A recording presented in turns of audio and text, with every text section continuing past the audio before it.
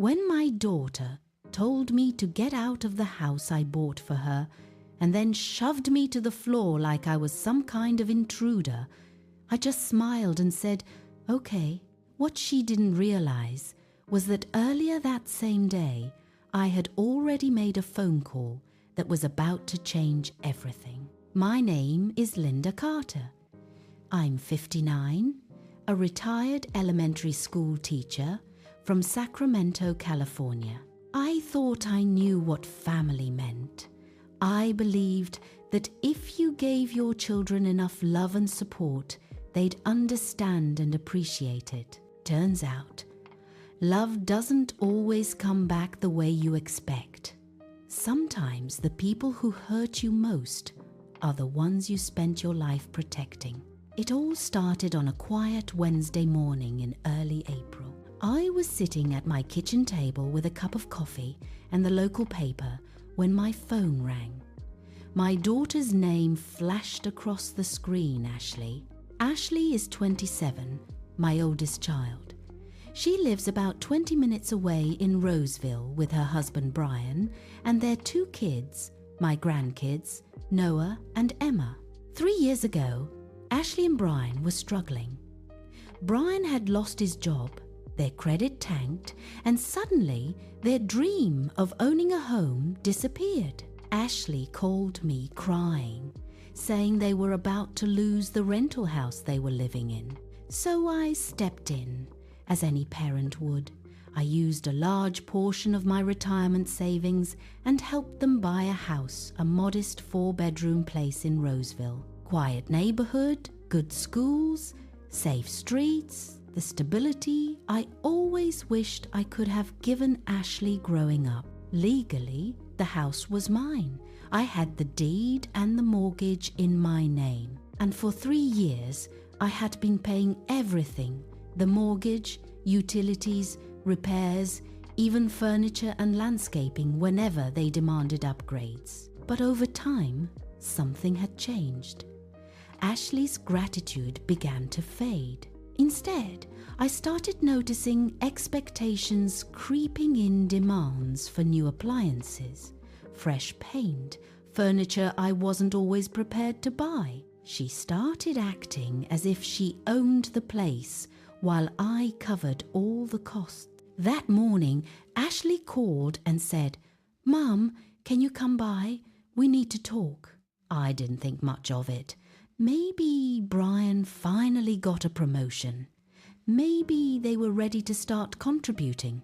I felt proud, imagining them taking responsibility. But looking back, that phone call was the beginning of the end. Before I continue, if you enjoy real-life karma stories like this, make sure you subscribe to the channel and tell me in the comments where you're watching from. I always love seeing how far these stories travel. When I arrived, the house looked perfect, exactly as it always did. Of course it did. I had been paying for most of it. Brian opened the door, but his expression was uneasy. Ashley was on the couch, hands clasped tightly, like she'd been practicing a speech. "Where are the kids?" I asked.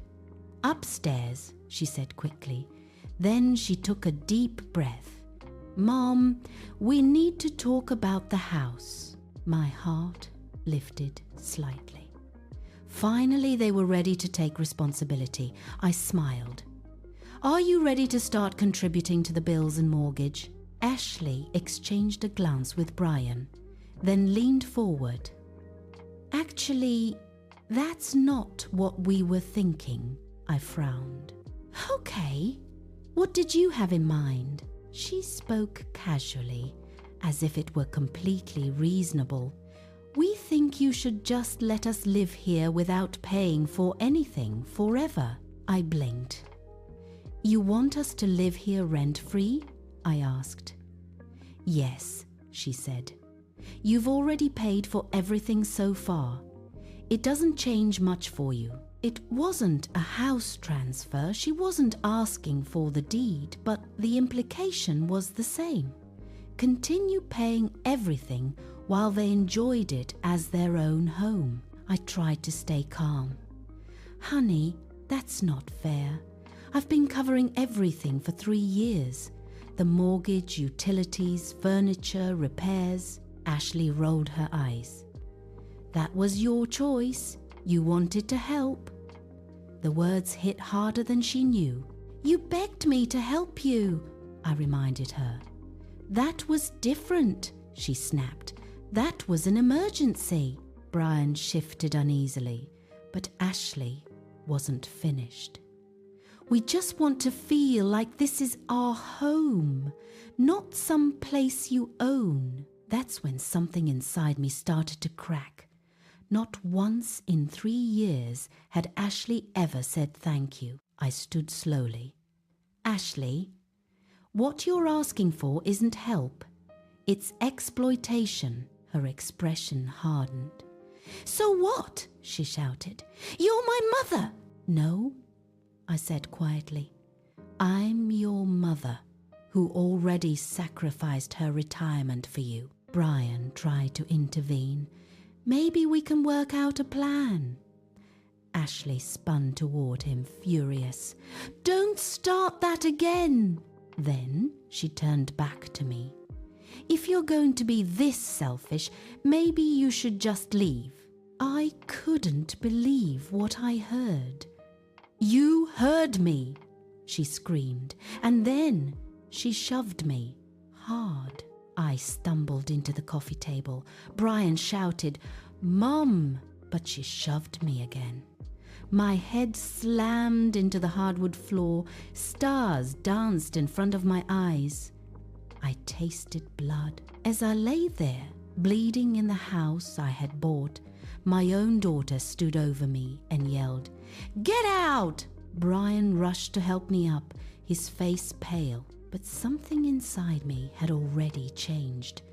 Because I remembered the phone call I had made earlier that morning, I had quietly decided it was time to stop being exploited. When I got home, I cleaned the cut on my head and sat at my kitchen table with my laptop. My hands shook as I opened a spreadsheet I had been keeping for months, every dollar I had spent on Ashley and Brian's house. Mortgage payments, repairs, furniture, appliances, landscaping, utility bills. It all poured onto the screen. 3 years, $138,000. Sitting there, bleeding and humiliated, I realized something important. I had the power to stop this. Earlier that morning, I had made a call, not to a lawyer, not to a bank, but to myself, to my own sense of boundaries. For months, I had covered everything, thinking it was love.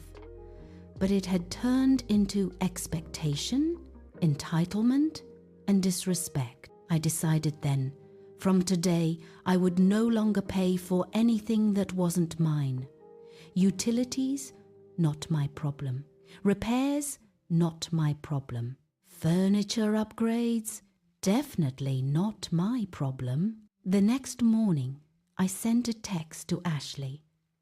Starting today, you are responsible for all bills, repairs, and household expenses. I will not cover anything further. Within hours, the calls began. Mom, what are you doing? You can't do this to us. Please, let's talk. I didn't answer. I didn't panic.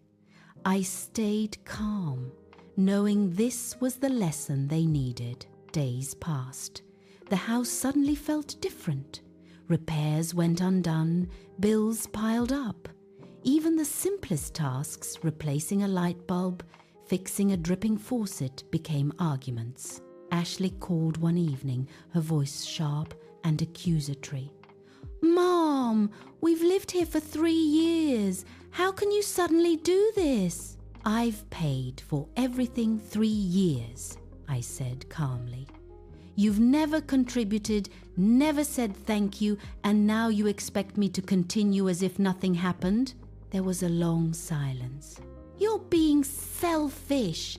This is our home, not a hotel, Ashley snapped. Your home? I repeated, my voice firm. No, this is my house. I helped you when you needed it, but that doesn't mean I owe you everything for the rest of your lives. Brian tried to intervene again. Mom, can we at least work out a schedule for paying bills? Ashley spun toward him, furious. Don't even start. You always try to justify Mum paying for everything. I felt my chest tighten, but I stayed steady. This isn't about money anymore. It's about respect. You've crossed the line, Ashley. You shoved me. You yelled. And you expected me to keep footing the bill. You don't understand, she yelled, her voice breaking. I understand perfectly, I said. I understand that love without respect isn't love. It's exploitation with a nicer name. A week went by. Bills went unpaid. Maintenance was ignored. And slowly, reality hit. Ashley called again, softer this time.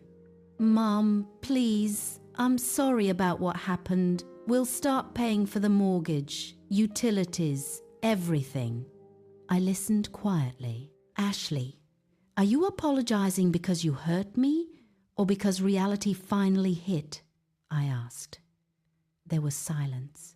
Finally, she whispered, Mom, we understand now. It wasn't about the house anymore. It was about respect. For the first time in 3 years, Ashley and Brian began paying their share. They made arrangements for repairs, utilities, and maintenance. They finally took responsibility for the home they lived in, not because I demanded it, but because they had no choice. I didn't see my grandkids as often as before, but I got updates from Brian's parents and sometimes pictures of Noah and Emma's drawings, little stick figures labeled Grandma Linda. My heart softened a little when I saw those. I realized something crucial. I didn't abandon them.